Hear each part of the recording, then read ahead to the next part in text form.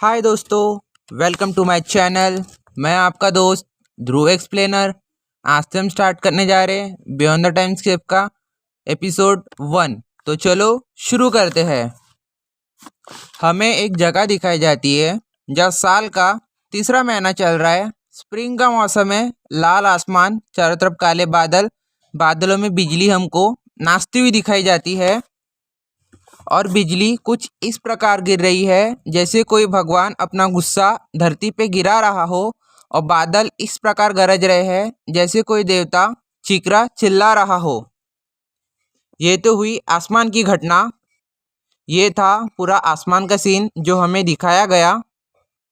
और एक शहर दिखाया जाता है हमें जो पूरी तरह बर्बाद हो चुका है। बंजर जमीन और घर टूटे फूटे, बिल्डिंगे इमारतें पूरे टूटे फूटे, और चारों तरफ सड़ी गड़ी लाशें पड़ी हुई हमें दिखाया जाता है। और ये जगह का नाम हमें बताया जाता है साउथ फिनिक्स। इस जगह का नाम है और ये इस साइड के तरफ मौजूद है। और हमें शहर के थोड़ी दूर में एक घोड़ा गाड़ी दिखाई जाती है जिसके नीचे एक लड़का अधमरा सा पड़ा हुआ है, और वहाँ पे खून जैसी लाल बारिश हो रही है। और वो लड़के को देख के हम बता सकते उसकी उम्र कितनी होगी, 13-14 साल के बीच की उम्र उसकी होगी। और वो लड़के ने जानवरों के खाल के कपड़े पहना हुआ है, और उसके पास एक चमड़े का बैग है जिसके अंदर एक सलिया है, रॉड भी बोल सकते हैं हम उसको। और जो बारिश के बूंदे बारिश हो रही थी उसमें से कुछ बूंदे उस लड़के के चेहरे पे जाके गिरती है, और वो धीरे धीरे अपना चेहरा उठाता है। और जब वो आंखें खोलता है तो उसकी आंखों में इतनी कोल्डनेस है, अगर से कोई देखे तो वो थर-थर कांपने लगे। और वो लड़की की नज़र 20 मीटर दूर जाके एक जगह ठहर जाती है, और हमें दिखाया जाता है उस लड़के के बहुत से जगह फटे हुए कपड़ों के, जहाँ से ठंडी हवा बह रही है, उसके शरीर को छूते हुए उसको जमाने वाली ठंडी है वहाँ पे। हमें 20 मीटर दूर दिखाया जाता है एक गीत कुत्ते की लाश नोच खा रहा है। और गीत भी चतुर चालाक है, उसकी नज़र चारों तरफ बनी हुई है क्योंकि उसको भी मौत का डर सता रहा है। कौन कब कहाँ से आके उसका ही शिकार कर दे उसको भी नहीं पता रहेगा, इसलिए उसकी नज़र चारों तरफ बनी हुई है। जैसे ही गीत खाने के लिए अपनी मुंडी नीचे डालता है, तभी अपना लड़का भागता है बिजली की स्पीड से, अपने बैग से सलिया निकालता है और एक फेंक के मारता है, जो वो सलिया गीत के सर के आर पार हो गया और एक जगह जाके धंस गया। हमें दिखाया जाता है उस लड़के ने सलिया इतने ज़ोर के फेंका था, जब वो सलिया घिसता है तो एक लकड़ी के टुकड़े में धंसा हुआ था, वो लकड़ी के टुकड़े सहित बाहर आ जाता है। वो लड़का सलिया में से उस पक्षी को भी निकालता है, गीत को, और वो लकड़ी का टुकड़ा भी निकाल के एक जगह रख लेता है अपने बैग में। और फिर वो मुड़ता है और उसी शहर के तरफ, जो शहर बर्बाद हो चुका था, उसी जगह धीरे धीरे चलना शुरू कर देता है। याले सीन से हमको कहानी को अच्छे से जानने मिलेगा। जो लड़का है हमें दिखाया जाता है कि वो कुछ ढूंढ रहा है, एक जगह के सामने आके रुक जाता है।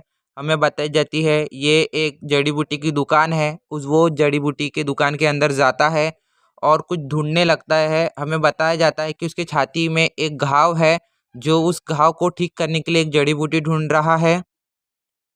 वो चारों तरफ देख रहा है क्योंकि वहाँ पे करप्शन की ऑरा है। उस करप्शन की ऑरा से सब कुछ ख़राब हो जाता है, इसलिए वो जड़ी बूटी उसके कुछ काम की नहीं रहेंगी। इसीलिए वो चारों तरफ अच्छे से अपनी नज़रें बना के है उसकी, क्योंकि कौन सी दवा उसकी छाती के घाव को भर सके, वो दवा वो ढूंढ रहा है।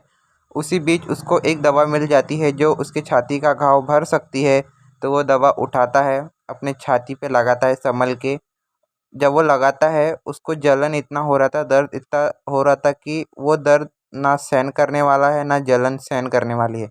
तब भी उसकी विल पावर इतनी स्ट्रांग है कि वो वहाँ पे बैठ जाता है मेडिटेशन की पोज में, और अपने छाती पे घाव लगा के कुछ देर रुक के फिर उसको लगता है ठीक, तो फिर जब वो उठता है तो वो जाने वाला था, तब उसे उसी दुकान पे एक बुजुर्ग लाश पड़ी मिलती है। तो वो उसके पास जाता है, उसकी आंखें खुली थी, उसकी आंखें बंद करता है और सिर्फ इतना बोलता है तुम अब शांति से सो सकते हो। और वो सोचता है हो ना हो ये दुकान इसी ओनर की होगी। तब फिर वो उस दुकान के जब बाहर निकलता है तो उसे एक टूटा आईना पड़ा मिलता है। वो आईना उठाता है और उस आईने में अपना चेहरा देखता है। ऐसा नहीं कि वो बदसूरत दिखता हो, ख़राब दिखता हो, वो दिखने में बहुत स्मार्ट था, हैंडसम था, पर उसकी जो आंखों की कोल्डनेस उस आईने में दिख रही थी, अगर उसे कोई देख ले तो उसके दिल की धड़कन रुक जाए। तब वो अपनी आंखों में देखता है खुद और उस आईने को ज़मीन में पटक के तोड़ देता है। ऐसा पता नहीं तो क्यों किया, पर उसकी नज़र आसमान में जाके एक जगह ठहर जाती है। हमें बताया जाता है कि आसमान में एक चेहरा है टूटा हुआ, वो एक भगवान का है। वो चेहरा हमें बताया गया है 22 दिन पहले प्रकट हुआ और 22 दिन पहले ही ज़ूकिंग की पूरी ज़िंदगी बर्बाद होने के पीछे इसी चेहरे का कारण है।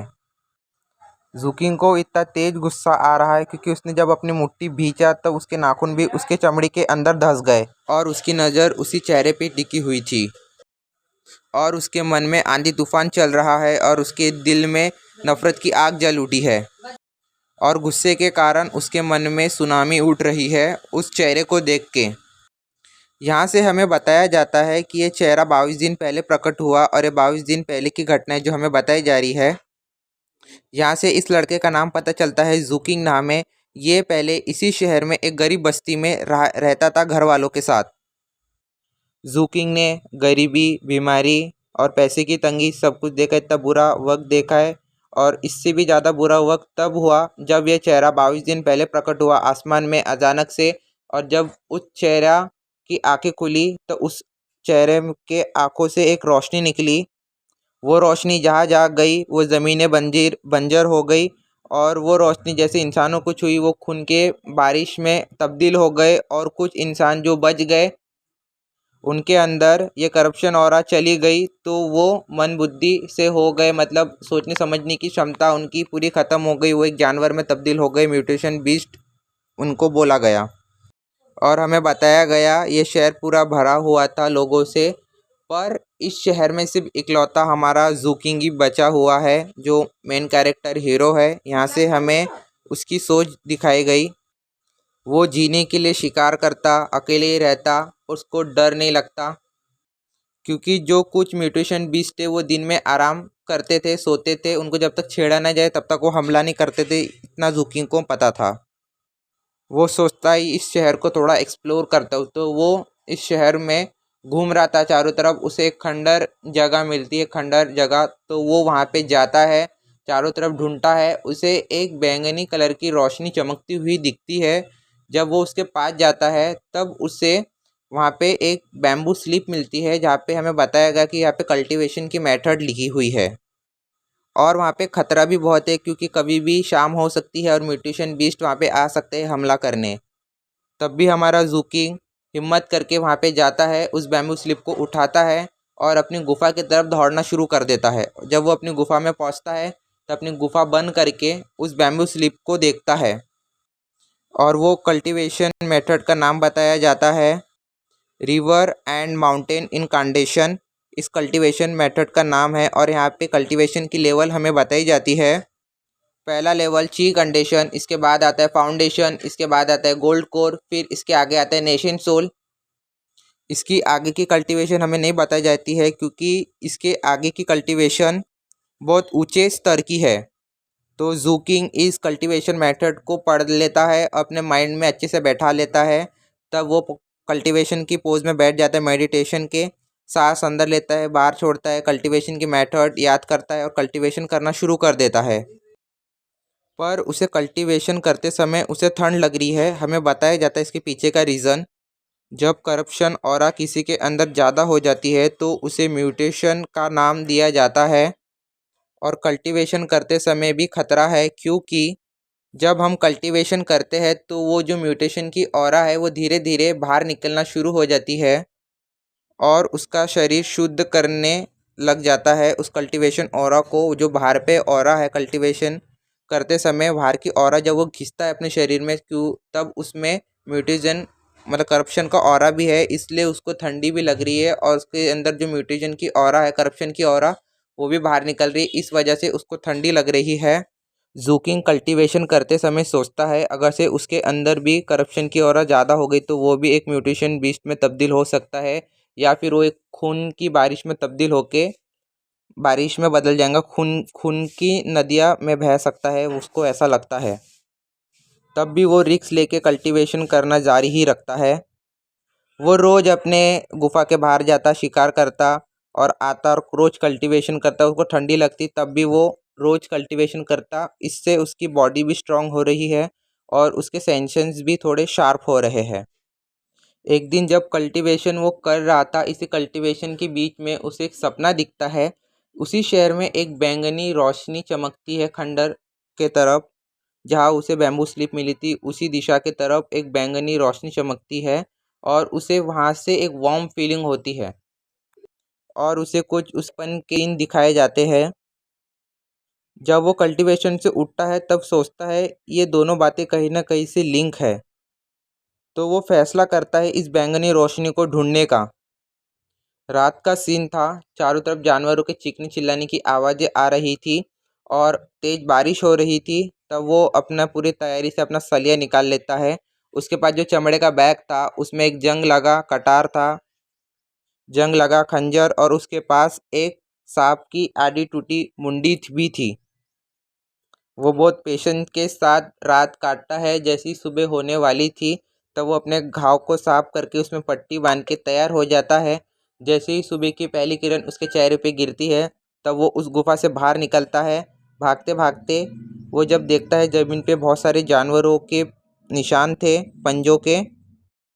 वो सोचता है रात में बहुत खतरा है निकलने के लिए, तब भी वो बाहर निकलता है। उस बैंगनी रोशनी की दिशा की तरफ बढ़ जाता है जो उसने सपने में देखा था। भागते भागते भागते उसे एक जगह दिखती है। पहाड़ी के ऊपर जब पहुंचता है तो वहाँ पे एक इंसान कल्टीवेशन की पोज में बैठा हुआ था। वो उसी इंसान को 6-7 घंटों तक देखते रहता है। जूकिंग सोचता है अगर से ये रात भर यहाँ बैठा था तो यहाँ से ये उठा क्यों नहीं, क्योंकि म्यूटेशन बीस्ट आए रहते तो उसको यहाँ से उठना पड़ता या फिर लड़ाई करना पड़ता। वो उसको ऐसे ही 1-2 दिन तक रोज़ देखता है।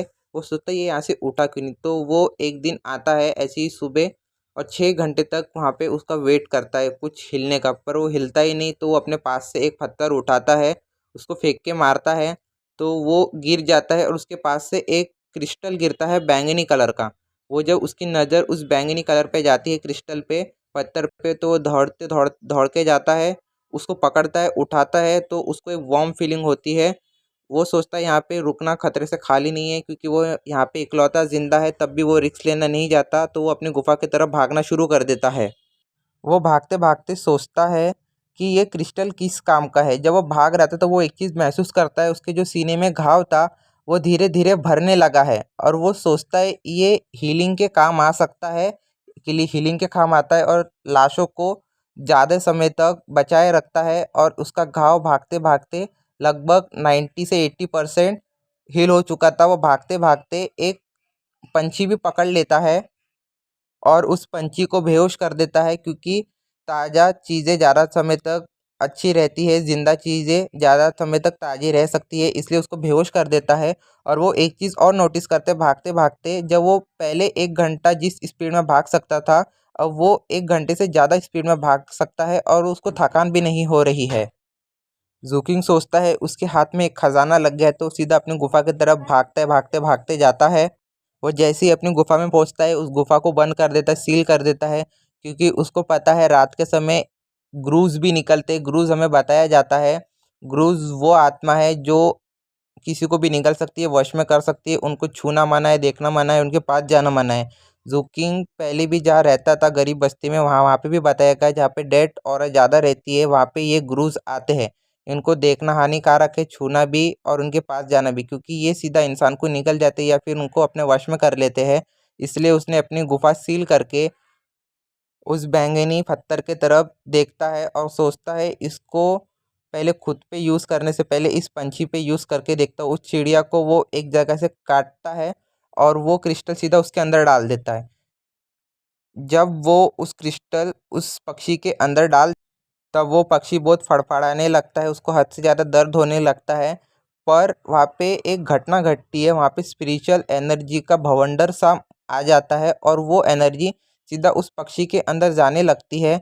तब वो पक्षी ज़्यादा ताकत होने लगता है, तो जूकिंग उसको मारने लगता है, पर वो मरता ही नहीं। तब पूरी ताकत लगा के बहुत समय के बाद उस पक्षी की गर्दन मोड़ देता है, तब वो पक्षी मर जाता है और वो क्रिस्टल उस पक्षी के अंदर से निकालता है और सीधा रिक्स लेके अपने जहाँ पे उसका छाती का घाव था 90% भरा था, सीधा उसके अंदर डाल लेता है, क्योंकि इस जगह से अच्छी उसको छुपाने की जगह कहीं मिल नहीं सकती, क्योंकि उसको एक अद्भुत खजाना मिल चुका है। और जब वो क्रिस्टल अपने छाती के अंदर डालता है और कल्टीवेशन के लिए बैठता है, तब आसपास इतनी स्ट्रॉन्ग स्पिरिचुअल एनर्जी आती है कि हम बता नहीं सकते, और उसका ब्रेक थ्रू हो जाता है। ची कंडीशन के फर्स्ट लेवल पे वो आ जाता है और पूरा गुफा बैंगनी कलर से चमकने लगता है। और जब जूकिंग अपनी आंखें खोलता है, उसकी आंखों की पुतली के बीच में भी बैंगनी कलर साफ साफ दिखा जा सकता है, और उसके जो सेंसेस थे हद से ज़्यादा शार्प हो गए हैं, और रात में भी वो पूरा क्लियर देख सकता है। और वो अपने शरीर को महसूस करता है, पहले से ज़्यादा ताकतवर हो चुका है उसका शरीर। और जब वो कल्टीवेशन कर रहा था, तब उसके अंदर की जो मेरिडियंस है, जो ऑर्गन्स है, वो धीरे धीरे क्लीन हो रहे थे। हमें बताया जा रहा है कि जब कल्टीवेशन में बैठा था, जब उसने क्रिस्टल डाला था, स्पिरिचुअल एनर्जी हद से ज़्यादा होने के कारण उसके अंदर जो करप्शन की ऑरा थी वो धीरे धीरे बाहर निकल रही थी, और उसका शरीर पूरा हरा पड़ चुका था। पर वो बैंगनी क्रिस्टल के कारण वो जल्दी जल्दी साफ होने के साथ साथ उसके अंदर की पूरी गंदगी निकलने के साथ साथ वो कल्टीवेशन के एक नई लेवल पे पहुंच जाता है, और उसकी शरीर पहले से ज़्यादा स्ट्रांग बन जाती है, और उसके सेंसेस भी पहले से ज़्यादा शार्प हो जाते हैं। वो सोचता है इस ताकत को मैं यूज़ करना चाहिए, मेरी लिमिट क्या है, मैं उसको चेक करनी चाहिए। तब वो उस गुफा से बाहर निकलता है अपने पूरे सामान वामान पैक करने के बाद। वो उसी शहर में जाता है। जब भागते भागते जाता है, तब उसको ना थकान महसूस हो रही है ना कुछ। तब वो शहर में जाता है, चौरस्ते में आसपास की सारी लाशें लाता है और एक मशाल लेके उनको आग लगा देता है। यहाँ से हमें पता चलता है ज़ुकिंग रूथलेस के साथ साथ एक नेक दिल भी है। यहाँ पे उसका सॉफ्ट हार्टेड भी दिखाया गया है, और वो चारों तरफ सारी लाशें लाता है, उसी आग में डालता है चीता के समान, उनको शांति पहुँचने के लिए। तब वो उस जड़ी बूटी की दुकान भी जाता है जहाँ उसने अपने घाव के लिए जड़ी बूटी ली थी। वहाँ पे उस बुजुर्ग इंसान को भी लाके उस आग में डालता है और वहाँ पे बैठ जाता है। जब वो वहाँ पे बैठा था, तो उस आग को देखते हुए, तब उसके पीछे से एक चीज़ आया और सोच वो बोला, मैं तुम्हें जान से मार दूंगा। हमारा जो जूकिंग था पहले से चौकन्ना होशियार था, तो वो पहले ही हर परिस्थिति के लिए तैयार होकर बैठा था। जब वो हमला करेगा तब वो भी हमला करेगा, अपना सलिया उलिया सब तैयार व्यार लेके वो शांति से बैठा हुआ था। और यहीं पे हमारे कहानी का एक नया मोड़ आ जाता है। यहाँ से हमें कुछ समय पहले की घटना बताई जाती है। जब वो कल्टीवेशन से उठा था, तब वो जानवरों का शिकार करने निकला था। जब वो पहले इनको नहीं मार सकता था, इनसे बच के भागता था, पर अब वो जब ची कंडीशन के पहले लेवल पे है, तो इनको आराम से मार सकता है और जी सकता है। और जब वो वहाँ पे आग के पास बैठा था, जो वो आवाज़ आई थी, मैं तुम्हें जान से मार दूंगा, तब जूकी भी शौक था, पर वो हर परिस्थिति के लिए तैयार था तैयार था। और हमारा एपिसोड यहीं पे ख़त्म होता है। अभी हम मिलते हैं नेक्स्ट एपिसोड में। अगर से आपको ये एपिसोड अच्छा लगा तो लाइक कमेंट शेयर ज़रूर कीजिएगा, और आपको ये वीडियो कैसा लगा कमेंट करके ज़रूर बताइएगा, और सब्सक्राइब भी कर देना। मैं आपका दोस्त ध्रुव एक्सप्लेनर। तो हम मिलते हैं नेक्स्ट वीडियो पे। Okay bye guys.